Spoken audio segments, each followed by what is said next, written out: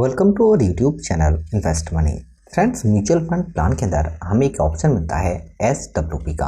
इसके अंदर हमें ये बेनिफिट मिलता है कि हम यहाँ पर लमसम पैसे वन टाइम इन्वेस्टमेंट करते हैं और उस पर 0.70% से लेकर 1% यानी कि जो भी हम पैसा निवेश करेंगे, चाहे से हम 10 लाख रुपये निवेश करें या फिर 1 लाख रुपये निवेश करें, तो इस पर 0.70 से लेकर 1% तक हम पे आउट सेलेक्ट कर सकते हैं, यानी कि विड्रॉल अमाउंट। जो भी विड्रॉल अमाउंट चूज आप करेंगे वही पैसा मंथली बेसिस पर सीधे हमारे बैंक अकाउंट में आता रहता है। यानी कि दोस्तों, यहाँ पर हमें ये बेनिफिट मिलता है कि इस प्लान में हम जो भी पैसा निवेश करते हैं उस पर हमें एक तो ये बेनिफिट मिलेगा कि हमारा पैसा लगातार बढ़ता रहेगा और साथ साथ हमें एक इनकम भी मिलती रहेगी। म्यूचुअल फंड्स में आप पैसे ज़्यादातर SIP के थ्रू या फिर लमसम पैसे को निवेश करते हैं, जहाँ पर आपको सालों तक वेट करना होता है, निवेश करते रहना होता है, तब आप एक बड़ा फंड बना पाते हैं।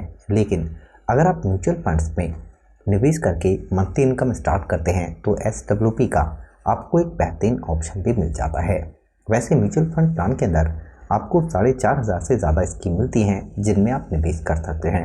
अगर आप SWP प्लान के लिए फंड को चुन रहे हैं तो आप कुछ बातों का ध्यान रखें। पहला, आप ऐसे फंडों का चुनाव करें जिन्होंने पहले बड़े बड़े क्राइसिस को फेस किया है और उसके बाद फंड का रिटर्न काफ़ी अच्छा रहा है। और इसके अलावा फंड के पोर्टफोलियो में कौन से स्टॉक शामिल हैं, इस पर भी आपको नज़र ज़रूर डालनी चाहिए, ताकि आपको ये पता हो कि आपका जो पैसा है वो किन स्टॉकों में निवेश किया जाएगा। क्योंकि आप जानते हैं म्यूचुअल फंड्स में आप जो भी पैसा निवेश करते हैं उसमें सारा का सारा पैसा इक्विटी के अंदर यानी कि स्टॉक मार्केट में ही निवेश किया जाता है।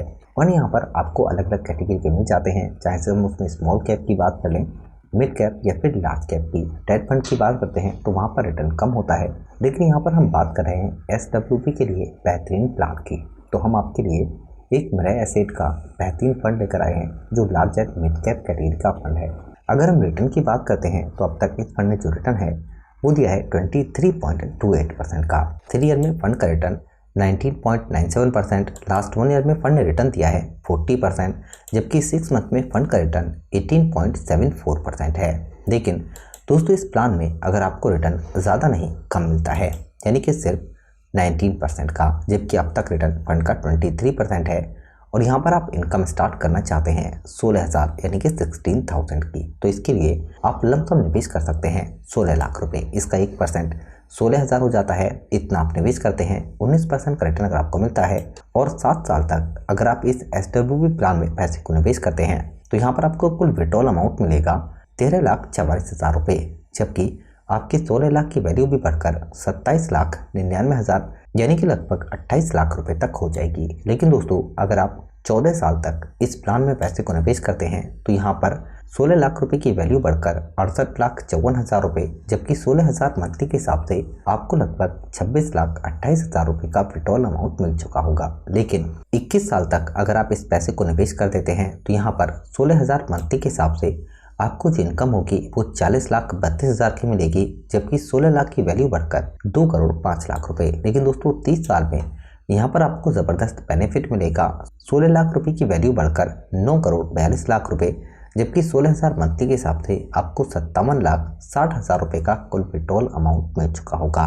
लेकिन अगर हम पोर्टफोलियो की बात करें तो दोस्तों, यहाँ पर जो स्टॉक हैं वो काफ़ी बेहतरीन है। इसमें हम चाहे से लार्ज कैप स्टॉक की बात कर लें तो इसमें HDFC बैंक है, state bank of India, Reliance industry है, या फिर अगर हम मिड कैप की बात करें तो इसमें आपको JK cement, Dabur India, Bharat forge जैसे स्टॉक भी मिल जाते हैं। लेकिन अगर हम फंड के NAV नेट एसेट वैल्यू के प्राइस की बात करते हैं तो यह है 144 रुपीज़, यानी कि NAV का प्राइस जो भी होता है, जो भी आप लमसम पैसे निवेश करते हैं तो करंट NAV के प्राइस से ही आपको यूनिट लॉट की जाती हैं।